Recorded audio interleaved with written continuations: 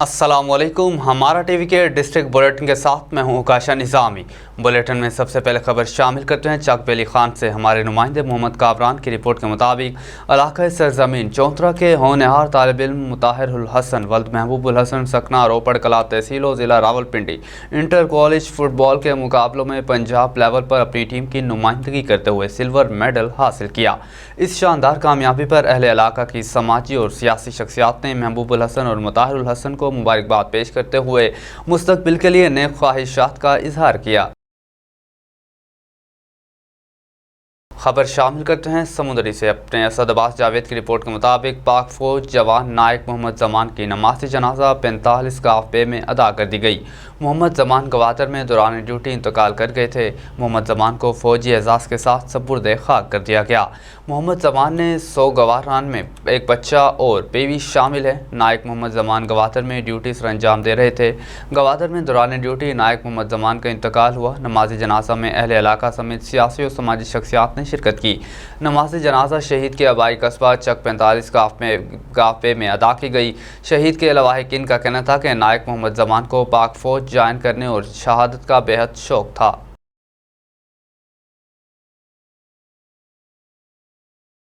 अब खबर शामिल करते हैं अपने नुमाइंदे मोहम्मद राशिद हुड्डी की इस रिपोर्ट में। दावत इस्लामी तहसील मिंचनाबाद के शोबे की जानिब से दरियाए सतलुज के सैलाब मुतासरीन में खुश्क राशन तकसीम किया गया। मिंचनाबाद के इलाके माड़ी चकोका और चक भोंडी में सैलाब मुतासरीन में दावत इस्लामी के तहसील निगरान मोहम्मद नदीम सरवर अतारी की ज़ेर निगरानी दावत इस्लामी की जानिब से FGR के शोबा दरियाए सतलुज के सैलाब मुतासरीन में राशन तकसीम किया गया, जिसमें आटा, घी, चीनी, दालें, चाय, मसाला जात और खुश्क राशन शामिल था। तहसील निगरान मोहम्मद नदीम सरवर अतारी ने फरमाया कि उम्मत मुसलमान की खैर ख्वाही और भलाई दावत इस्लामी का मिशन है। हम अपने सैलाब से मुतासरा भाइयों की मदद करके अपने प्यारे नबी सल्लल्लाहु अलैहि वसल्लम की सुन्नत पर अमल कर रहे हैं। अहले इलाका ने दावत इस्लामी के इस इक़दाम को खूब सराहा और शुक्रिया भी अदा किया। खबरों का सिलसिला आगे बढ़ाते हुए आपको बताएं, वैसे तो आपने बहुत से एहतजाज देखे होंगे, लेकिन हासिलपुर में हुआ एक अनोखा एहतजाज। हासिलपुर की कॉलोनी आलाबाद के रिहायशी नन्हे मुन्ने स्टूडेंट बच्चे सरापा एहतजाज करते हुए उन बच्चों का कहना था कि ना तो हमारी गलियों में सेवरेज है, ना टफ्टाइल है। जब बारिश आती है तो गलियां, बाजार, सड़कें तालाब का मंजर पेश करती हैं। नन्हे मुन्ने बच्चों ने एहतजाज करते हुए मीडिया से गुफ्तगू करते हुए कहा कि जब हम स्कूल जाते हैं तो नीचे गिर जाते हैं, हमारे कपड़े गंदे हो जाते हैं, मजबूरन हमें स्कूल और घर से डांट पड़ती है, हमारा कोई पुरसाने हाल नहीं। नन्हे मुन्ने बच्चों ने वज़ीर आला Punjab, commissioner Bahawalpur, deputy commissioner Bahawalpur और असिस्टेंट कमिश्नर हासिलपुर से मुतालबा किया कि हमारी कॉलोनी आलाबाद का फंड मंजूर था, टफ्टाइल और सेवरेज हमारा फंड किसी और इलाके में लगा दिया गया। बच्चों ने मुतालबा किया कि हमारा फंड हमारी कॉलोनी आलाबाद में लगाया जाए और महकमा पब्लिक हेल्थ नालायक और निकम्मे ठेकेदार और सब इंजीनियर्स म्यूनसिपल कमेटी के खिलाफ कार्रवाई अमल में लाई जाए। रुख करते हैं खानेवाल का। आपको बताएं, खानेवाल की तहसील मियाँ चन्नू से ताल्लुक़ रखने वाली मुनीसा काशिफ ने मुल्तान बोर्ड में मेडिकल ग्रुप में 1057 नंबर हासिल करके मुल्तान बोर्ड में तीसरी पोजीशन हासिल कर ली। मज़ीद बता रहे हैं खानेवाल से हमारा न्यूज़ के डिस्ट्रिक्ट रिपोर्टर राहिल अब्बासी। जी राहिल, बताइएगा क्या तफसीलात हैं आपके पास? मैं इस वक्त मौजूद हूँ खानेवाल की तहसील मियाँ चन्नू में। मेरे साथ इस वक्त मौजूद हैं जिन्होंने मुल्तान मेडिकल बोर्ड में तीसरी पोजीशन हासिल की है, मुनीसा काशिफ। इनसे बात करेंगे इनका इस पोजीशन हासिल करने के हवाले से इनका क्या कहना है। जी अस्सलाम वालेकुम। मैं सबसे पहले अल्लाह ताला की बहुत ज़्यादा शुक्रगुजार हूँ कि उसने मुझे इस करम से नवाजा है। ये उसका बड़ा करम है मुझ पर। उस सब बाई ताला की ज़ात ने मुझे इस काबिल बनाया है कि मैं अपने वालिदैन का, अपने कॉलेज सुपीरियर कॉलेज मियाँ चन्नू का और अपने शहर का नाम रोशन कर सकती हूँ। अल्लाह पाक का बहुत करम है, ये उसका बहुत ज़्यादा शुक्र है। उसके बाद मेरे वालिदैन, मेरे असातिज़ा कराम, मेरे स्कूल के असातिज़ा कराम, मैं अलखाकी ECL की प्रिंसिपल मैडम रिफ़त यास्मीन और मेरे बाकी सारे कॉलेज के टीचर्स, उन सब की बहुत ज़्यादा शुक्रगुजार हूँ। मेरे वालिदैन की बहुत ज़्यादा शुक्रगुजार हूँ जिन्होंने मुझे हमेशा हौसला दिया, मुझ पे हमेशा भरोसा किया।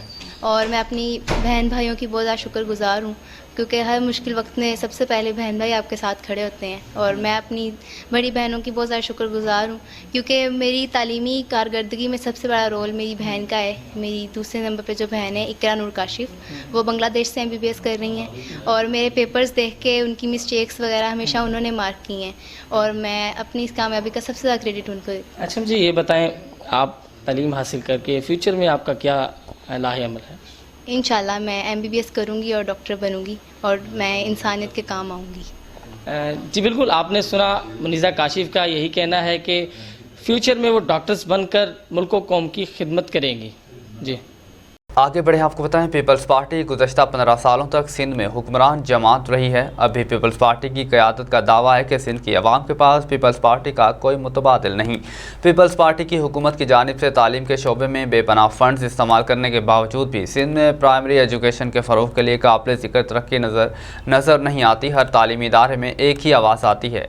सांगड़ का तारीखी प्राइमरी स्कूल पीर सैयद सबगतुल्लाह शाह राशिदी गढ़ंग बंगलो, जहाँ 300 से ज़ायद बच्चियाँ और बच्चे ज़ेर तालीम हैं। स्कूल में ना ही पीने के पानी की सहूलियात हैं, ना ही वाशरूम्स और ना ही फर्नीचर और बुक। बच्चे और बच्चियाँ ज़मीन पर बैठकर पढ़ने पर मजबूर हैं।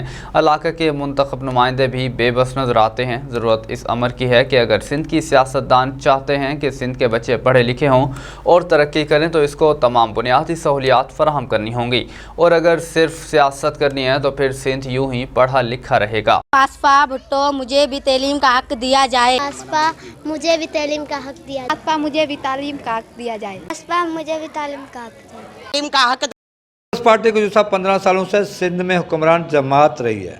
अभी पीपल्स पार्टी की क़यादत का दावा है कि सिंध की आवाम के पास पीपल्स पार्टी का कोई भी मतबादल नहीं है। पीपल्स पार्टी की हुकूमत की जानिब से तालीम के शोबे में बेपनाह फंड इस्तेमाल करने के बावजूद भी सिंध में प्राइमरी एजुकेशन के फ़रोग़ के लिए काबिल ज़िक्र तरक्की नज़र नहीं आती। हर तालीमी अदारे में एक ही आवाज़ आती है।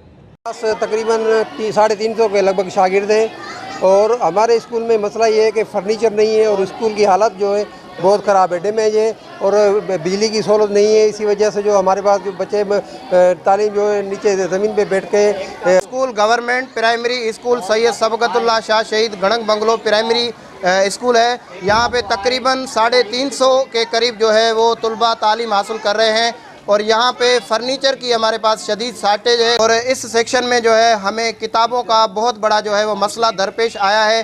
350 में से 100 के करीब बच्चे ऐसे हैं जिनको किताबें जो है वो मिली हैं, वो भी मुकम्मल नहीं। सांगड़ का तारीखी प्राइमरी स्कूल पीर सैयद सबगतुल्लाह शाह राशिदी गढ़ंग बंगलो, जहाँ 300 से ज़्यादा बच्चे और बच्चियाँ ज़ेर तालीम हैं। स्कूल में ना ही पीने का साफ पानी की सहूलत है और ना ही वाशरूम और ना ही फर्नीचर और ना ही बुक्स। बच्चे और बच्चियाँ ज़मीन पर बैठकर पढ़ने पर मजबूर हैं। स्कूल की देखिए ये बहुत बड़ा हमारा यहाँ पे स्कूल है, ये सैयद सबगतुल्लाह शाह शहीद के नाम पे ये स्कूल है हमारा, मगर ये तालीम पे जो है आजकल उनका जो फोकस है वो कुछ कम नज़र आ रहा है क्योंकि यहाँ पे सहूलियात बहुत कम है। यहाँ पे बहुत शागिर्द बहुत ज़्यादा हैं और उस हिसाब से इसमें फ़र्नीचर भी नहीं है और जाहिर सी बात है अभी जो सिचुएशन चल रही है इलेक्ट्रिसिटी के हवाले से वो भी तकरीबन कम ही होती है, तो उसके हिसाब से भी वो बच्चों को गर्मी में परेशानी होती है तो उनको सोलर की फैसिलिटी भी दी जाए और इसके अलावा जो किताबें हैं वो भी बहुत कम हैं और जाहिर सी बात है तकरीबन कोई 50-60% बच्चों को किताबें मिल चुकी हैं, बाकी उससे ज़्यादा को किताबें नहीं मिली हैं। ज़रूरत इस अमर की है कि अगर सिंध के सियासतदान चाहते हैं कि सिंध के बच्चे और बच्चियाँ पढ़ी लिखी हों और तरक्की करें तो इनको तमाम बुनियादी सहूलतें फराहम करना होंगी, और अगर सिर्फ सियासत ही करनी है तो फिर यूँ ही सिंध पढ़ा लिखा रहेगा। कैमरा टीम के साथ इशफाक सुलरी, सांगड़। खबर शामिल करते हैं बहावल नगर से। डिस्ट्रिक्ट रिपोर्टर मोहम्मद सरवर चौहान की रिपोर्ट के मुताबिक बहावल नगर माता झेड़ो तहसील चिश्तियाँ एक नया बनाया हुआ सेवरेज का कुआं जिसकी गहराई 35 फीट और चौड़ाई 2.5 फुट है। इस कुएं में तीतर का बच्चा गिर गया था जिसको निकालने के लिए एक 10 साला बच्चा कुएं में उतर गया।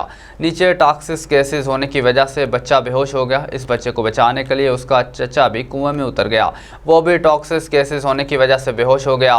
रेस्क्यू 1122 की टीम ने फौरी तौर पर डिस्ट्रिक्ट इमरजेंसी ऑफिसर के साथ रिस्पॉन्स किया और कुएं की गहराई ज़्यादा चौड़ाई कम होने की वजह से एक मुश्किल ऑपरेशन का आगाज़ किया। सबसे पहले कुएं की दीवार की ईंटें निकाली गई, उसके बाद SCBA पहनकर एंट्री की गई। दोनों अफराद को बाहर निकाल लिया गया लेकिन CPR और उनका दोनों रिकवर ना हो सके। दोनों डेड बॉडीज़ को लवाहिकीन के हवाले कर दिया गया। और इसी के साथ ही न्यूज़ स्टूडियो से फिर वक्त इतना ही। मज़ीद अपडेट्स के लिए आप देखते रहिए हमारा TV।